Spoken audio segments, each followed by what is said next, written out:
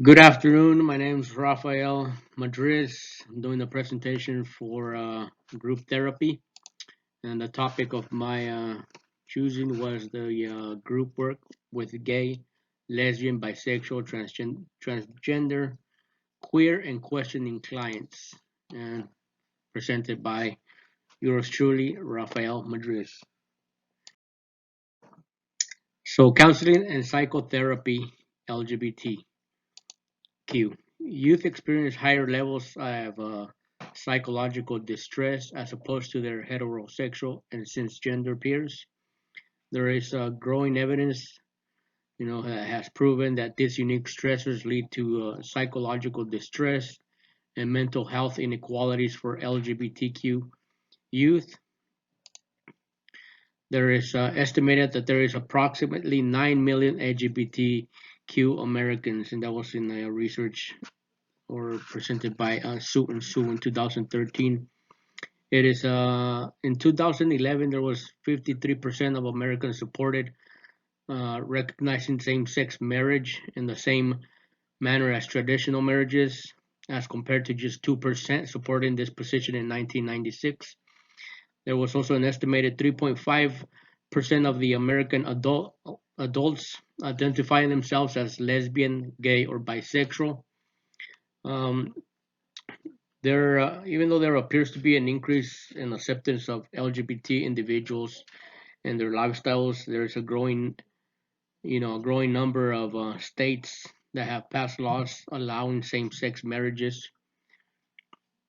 Younger Americans are within the population, that it appears to be the most accepting of this group, with 70% of those between the ages of 18 and 34 have shown more support for same-sex marriages. And as I mentioned, there has been laws and bills passed, to allow that, which includes the California Governor Jerry Brown signed a bill requiring schools to modify the social studies curricula to include the contributions of LGBT individuals. But even though there's been improvements, there's still a lot of forms of discrimination and violence against sexual minorities, which remain high. Um, Supported here, growing numbers of support appears to be an increase in acceptance of LGBT individuals and their lifestyles. Counseling and psychotherapy for LGBTQ continued. LGBTQ youth feel not only helpless but also hopeless with regard to finding the support they need to successfully navigate and identify development process. There is an increase in visibility within LGBTQ community,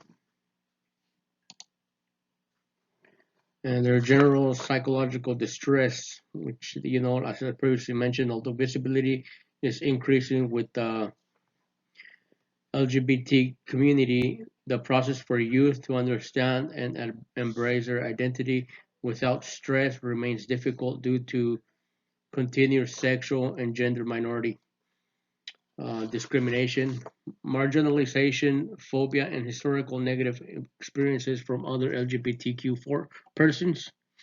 Um, in addition to general psychological distress, LGBTQ youth may face the potential of parent abandonment for varying reasons, the lack of support from people in their lives, coupled with heteronormative environments and general hate and discrimination still are occurring around them. And it escalates their helplessness, their hopelessness, and confusion.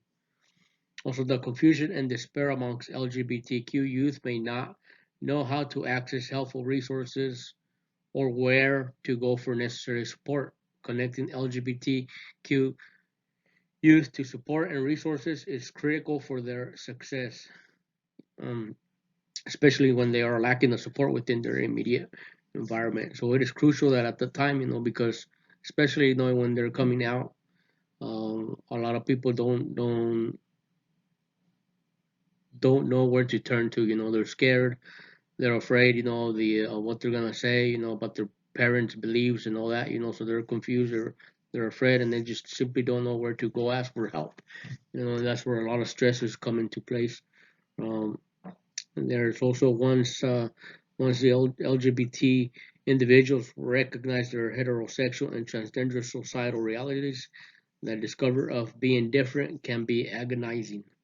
LGBT individuals struggle with accepting their own internal identity with which they must identify and combat internalized heterosexism, internalized homophobia, and internalized transphobia. Um, Once they get to that point, that they're in acceptance of their self, they get to a resolution which occurs when the individual ceases struggling to be straight and begins to establish a new identity, self-concept, and understanding of what constitutes a good life during this period. Individuals often deal with issues of grief over letting go of the old, sometimes idealized identity.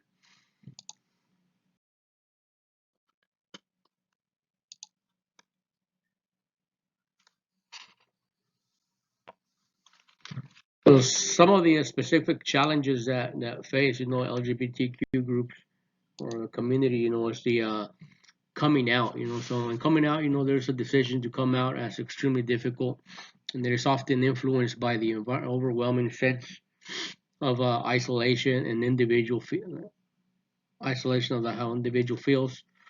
The process of maintaining secrets about sexual orientation or gender identity issues can seriously affect relationship with friends and family.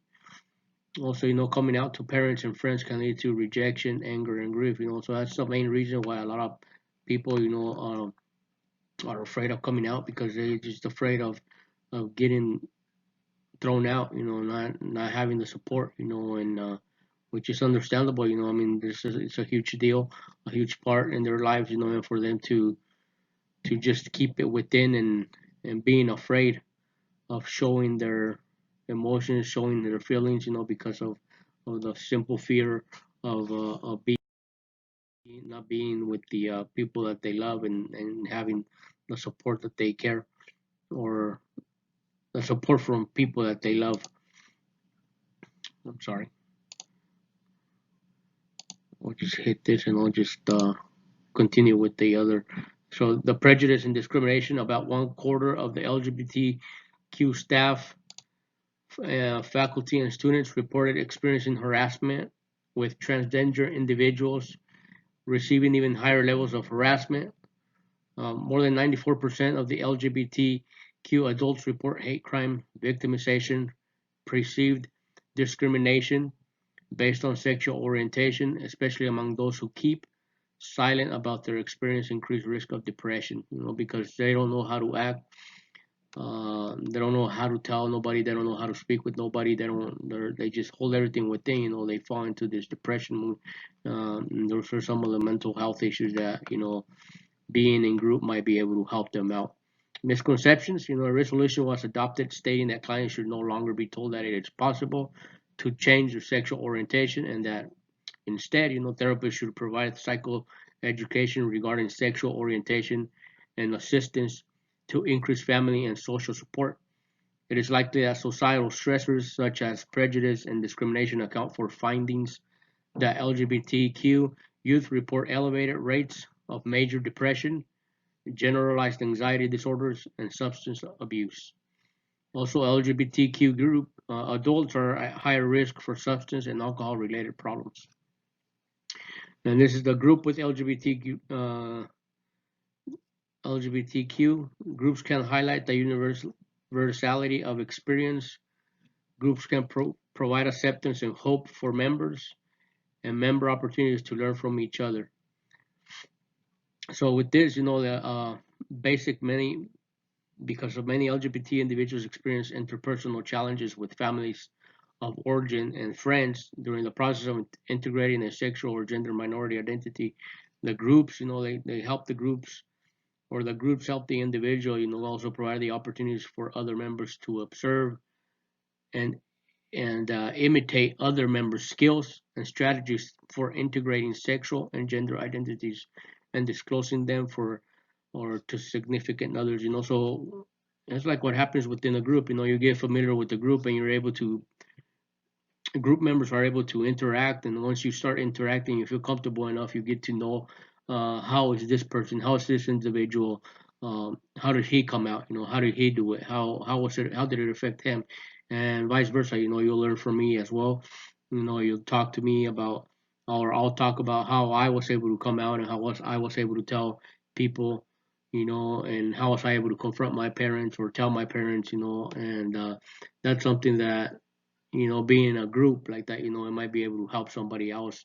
It's like, okay, I never thought about that, so maybe I'll try and do that. Or maybe people haven't talked to their parents about it or their friends about it, and being in that group, might be able to help them and ease into the point of them being able to feel comfortable enough to talk to their peers and parents about their current situation, and just come out. Group work for LGBT continued. Groups for LGBTQ individuals allow for interpersonal learning about LGBTQ concerns, such as self-disclosure practices, community norms, and community engagement. Planning for LGBT groups. We held a self-assessment, program development and evaluation, and weekly themes. So in the self-assessment, it's basically the group leader. As a group leader, we should examine our own biases first and assumptions, regarding our sexual and gender orientation prior to working with LGBT community. We don't want to go in there, being biased or showing any emotions about individuals because of their race or their gender preference. If we do, there's going to be a lot of issues with us because, say, it angers us for some reason, it angers us for somebody for gay people to be together and stuff like that. But like we won't be able to help them out if we have our own opinions about that, like being biased about that and not showing the support for that. So we have to make sure that we examine our own biases and assumptions about that. We should reflect our messages. We learned about homosexuality growing up and any stereotype of myths that may believe, work and reflect on our own possible internalized heterosexism or transphobia when working with LGBTQ. It is important for group leaders to seek out a co-leader or supervisor with LGBTQ group experience, because being able to do that, you will be able to, if you feel anything, you should be able to go and talk to your supervisor or a co-leader that has dealt with the LGBTQ groups, and you should be able to get guidance from them. They should be able to guide you. The program development, important for facilitators to identify the type of group from the outset. You put in the writing and the purpose and aims of the group and to determine meetings, schedules, and fees and leadership. Such groups consist of members exploring coming out, such as adolescent or university students.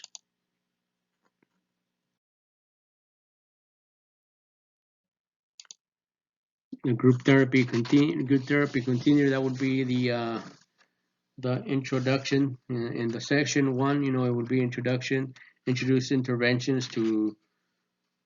This is what I would do in the first session. This is actually the setup of the group. It would be the introduction, introduce intervention to the group members. It would be how would we basically like the icebreakers, the introductions of the leaders, the members, discuss the group procedures, especially for a lot of people that haven't been in groups, like show them what the group consists of, complete the pre-assessments, discuss importance of confidentiality, um, establish group rules, and complete an icebreaker activity.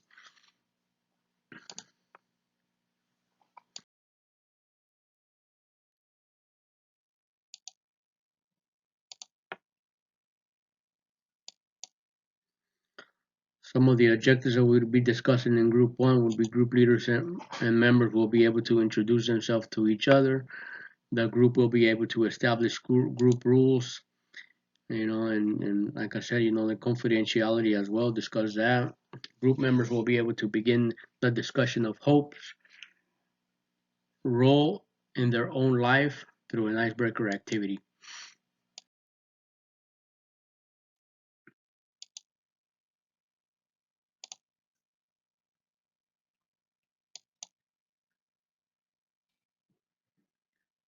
Some of the we should also introduce some activities. Activity number one would be how like the group brainstorm how to create a safe space, group rules and ways to hold the group accountable to each rule. Write group rules on a dry erase board or poster board paper for everyone to see. And that was it gives them a clear view of what to expect within the group members and from every group member. Another activity would have get the members get into groups of two. They will conduct short interviews of each other and then present what they have learned about their partner to the rest of the group. So that would be the dyads that the chorees that we learned through the choreo with the chorees. Separate them into chorees or into chorees. My apologies. Separate them into groups and talk to dyads. And then come back and introduce and see what they said. Like each group member said and stated about that, and that's something that I think it's a good way to start a group, because that way you will be able to learn something from another group member, and it'll get them a little bit more comfortable to participate in the group.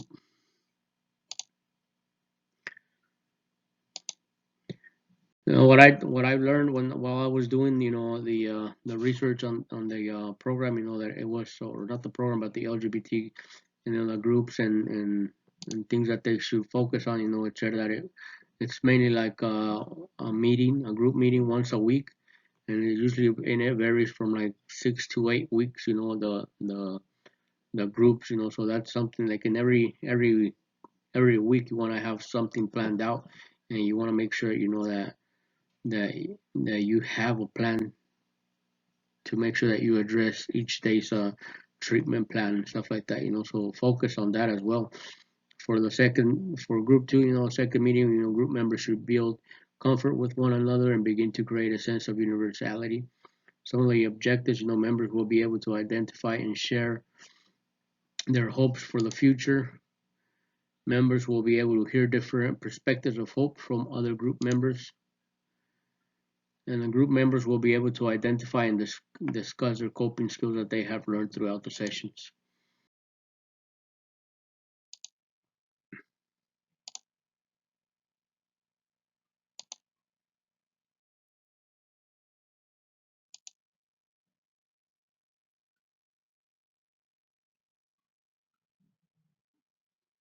I think that was the weekly themes, and it can increase.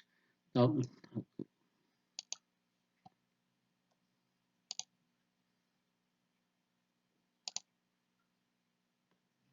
yeah, so for the one that I just skipped, I'm not sure how to go back on this. But for the one that I just skipped, it was like the weekly themes. It can increase participation by group members by exploring topics relevant to LGBTQ individuals that may be rare in other contexts, such as hate crimes and safe same-sex behaviors. Psychoeducational counseling and psychotherapy groups vary by their respective goals. Members composition may also vary in LGBT groups. So because you have LGBT, but you also want to make sure that you have separate, or not. You don't want to make sure that you do have them separated, but you have to make sure that you take into consideration what about, if you have female and female, male and male, what you want to make sure that the groups of men, women, and queer and transgender, individuals, the purpose of the group should determine gender and sexual orientation makeup. You want to, for the mixed groups, like I was saying, the group leaders should explore in advance whether the potential LGBTQ clients are comfortable to self-disclose, their sexual orientation or gender identities within the group. You just don't want to have them out there and just talk to everybody, if they don't feel comfortable enough to do that at first. The leaders of the LGBTQ groups should expect to disclose their own sexual and gender identities during the initial screening interview. By doing so, leaders enhance trust and model openness. Also group therapy, one key question we can ask, would be like during the sessions, like what are they hoping for, like what are they hoping to learn from the get out of this group, or get out of the group, thank the group members, at the end of each session for being there, for showing their support, and then discuss as to what they're gonna be learning throughout the next session. We also want to introduce activities, like for example, Hopes in a Hat, which allows enough airtime for each group or member to self-disclose, and for other members to share their thoughts as well. Members will also begin to explore how they currently cope with stress in their lives. So what I learned, about the Hopes in a Hat, is that each member, writes a little, like what do they hope to do in life. They'll write it down on a piece of paper and they'll put it down and they'll drop it in a hat. And each member will have the opportunity to pull out that and see what they hope to have out from that day. And then they'll put it in their perspective too, as in their life events too. So that's a good activity that I was able to read up on. And it's like and the purpose of the final session, would be is to synthesize what has been learned and gained by the group members throughout this experience. Members will also get a chance to share positive feelings and hopes for the future with fellow members.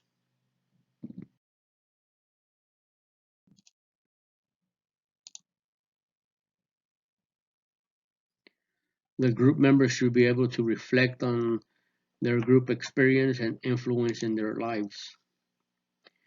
Group members will be able to apply this knowledge in form of advice or advice for others. And the group members should be able to share positive thoughts and hopes for fellow group members.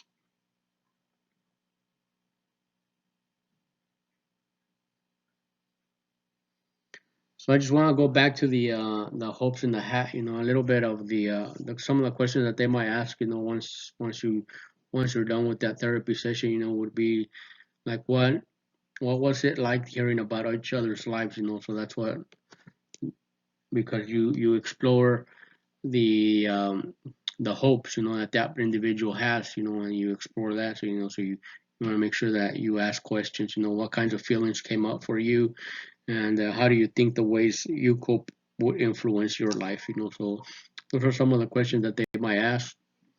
This is for the final session.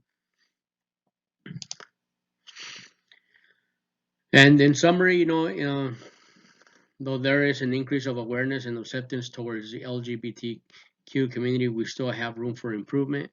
We need to continue to examine our views regarding heterosexuality and determine their impact on work with LGBTQ clients. We need to continue to develop a partnership and consultations or collaborative efforts with local and national LGBTQ organizations to better prepare us and to educate ourselves to better assist the LGBT community.